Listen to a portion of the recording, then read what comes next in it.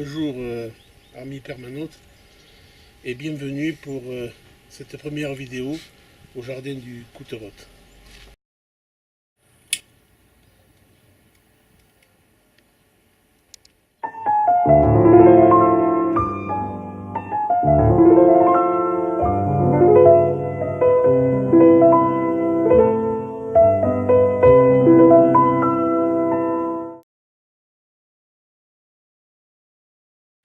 Alors ça fait environ 5 ans que je fais de la permaculture. Et puis cette année 2018 a été vraiment extrêmement difficile. Il n'a pas arrêté de pleuvoir.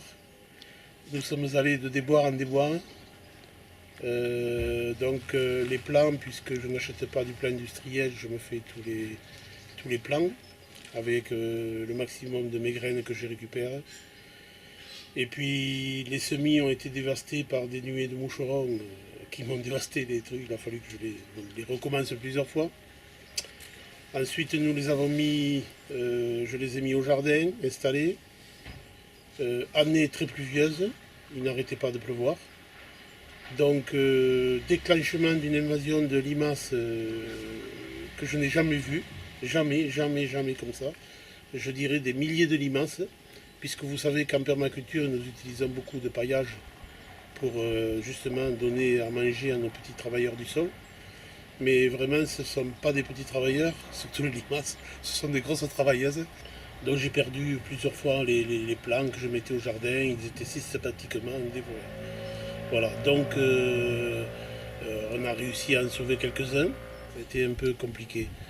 Bon, j'ai utilisé pour la première fois... j'ai essayé avec des méthodes conventionnelles, un peu de ferramol, qui est un petit granulé qui déshydrate la limace. Mais vu l'ampleur du désastre, c'est pas très orthodoxe, mais je les ai supprimés directement. J'ai essayé de les ramasser avec des gants. Pour la capture de la limace, première solution, les gants. Mais ça collait partout. Donc au bout de 3 minutes de la 4e limace, ça tournait à la catastrophe parce que j'avais les gants qui collaient de partout, donc j'ai abandonné les gants. Après j'ai essayé avec une cuillère, mais la cuillère ça a été toujours...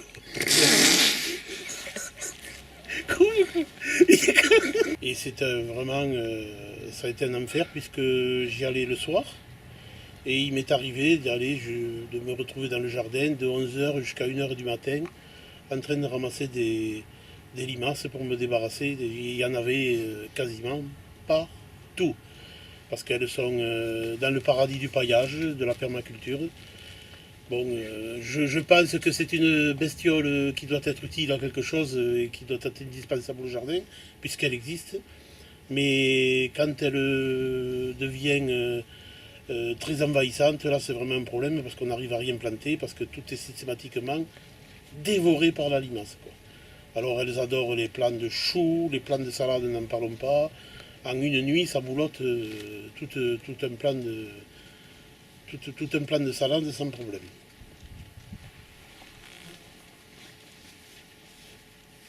Il y a une personne âgée qui m'a dit qu'il avait une super méthode, très efficace.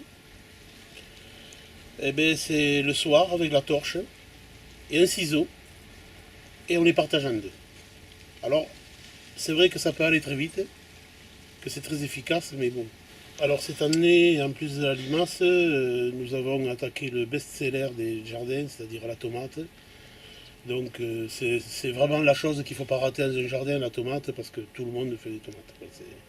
C'est la nourriture de l'été, c'est quelque chose... Donc j'attache une importance primordiale à la tomate.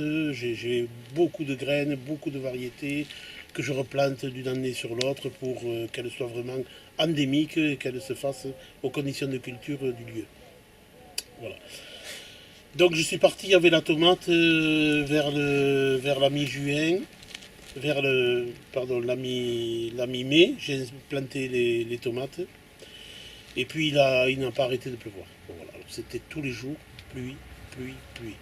J'avais au mois de juillet des superbes tomates qui faisaient à peu près 60-70 cm de haut, ça partait très bien. Mais la pluie n'arrêtant pas, elles ont commencé à noircir, elles se sont rabougries. elles ont fondu. Alors donc le paillage tient de l'humidité et donc ça nourrit les vers, toutes les petites bestioles du sol, c'est nos petits travailleurs, bon ça marche bien. Mais il y a quand même des fois des petites bestioles qu'on se passerait bien, qui profitent aussi de l'occasion de l'humidité, etc. Et là ça s'appelle vraiment le truc, c'est le moustique. Alors là ça a été cette année terrible.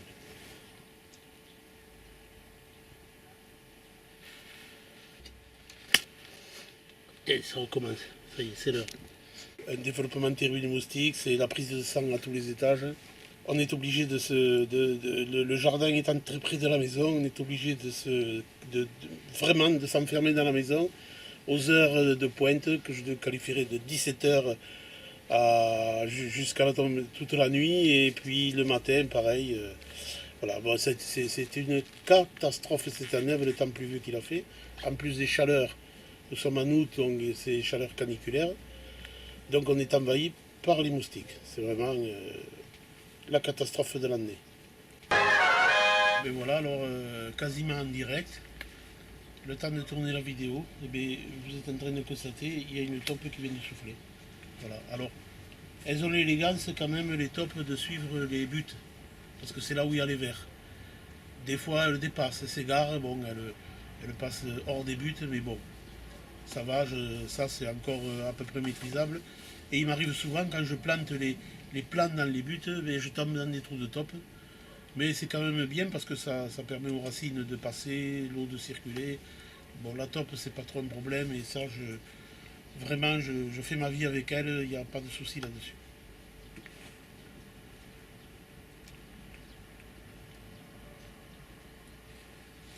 Amis permanotes, je vous remercie d'avoir suivi cette vidéo.